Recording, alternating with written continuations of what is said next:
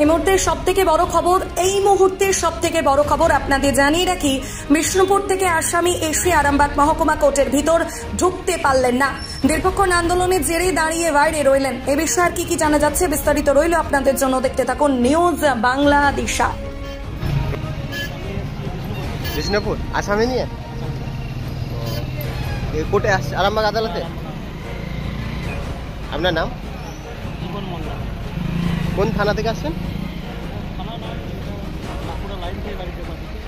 আসামি নিয়ে? আসামি নিয়ে দাঁড়িয়ে আছেন তো, ঢুকতে পারছেন না তো? সম্মুখীন হয়ে ওনাকে বয়কট পর্যন্ত আমাদের আন্দোলন চালিয়ে যাবো।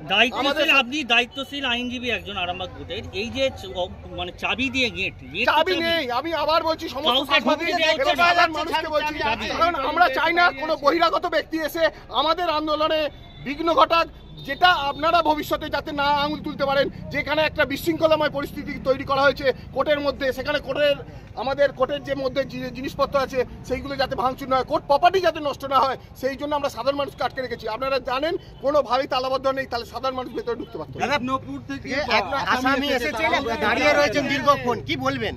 বিষ্ণুপুর থেকে যে আসামিরা ঢুকবে, তারা আমাদের যে আরামবাগ বারের প্রেসিডেন্ট সেক্রেটারি মহাশয়রা আছেন, ওনারা আলোচনা করছেন এবং আমাদের এডিজে সাহেব উনি বলেছেন 11টার সময় আলোচনার পরে সিদ্ধান্ত জানাতে বলেছেন। আমরা 11টার পরে আবার আলোচনায় বসবো এবং আমরা চাইবো যে বিচার প্রক্রিয়ার সাথে আগত আসামি বা মানুষজন যাতে সাধারণ কাজকর্ম ফিরে আসতে পারে। কিন্তু আমাদের আজকের পক্ষে যে আন্দোলনটা চলছে সেটার পরবর্তী রূপরেখা আমরা আরামবাগ বার অ্যাসোসিয়েশনের পক্ষ থেকে সমস্ত সাংবাদিককে জানাবো।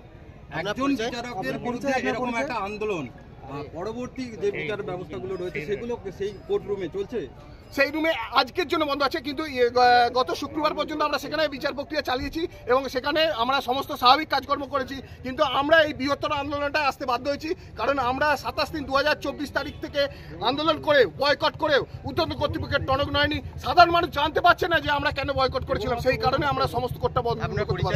আসামি এসে ঢুকতে পারছে না, অনেক সময় তো আসামি পালিয়ে যায়, আজকের ক্ষেত্রে যদি পালিয়ে যায় দায় কে নেবে?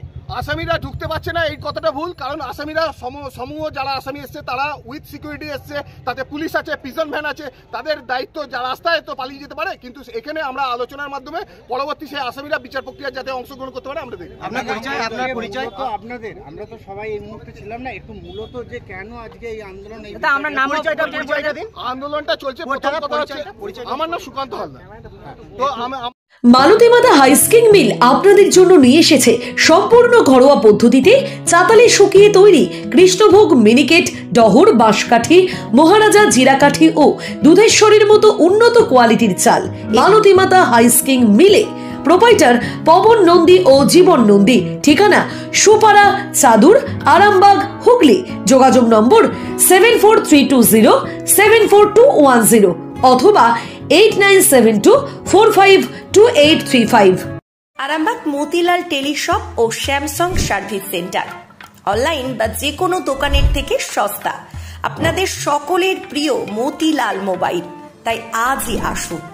পুরানো মোবাইল সারানোর চেয়ে বেশি দামে এক্সচেঞ্জ, 0% ইন্টারেস্টে, 0 ডাউন পেমেন্ট, 0 কস্টে মোবাইল ফাইন্যান্সের সুবিধা।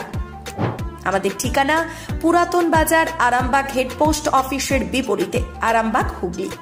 আমাদের যোগাযোগ নাম্বার 7001304430।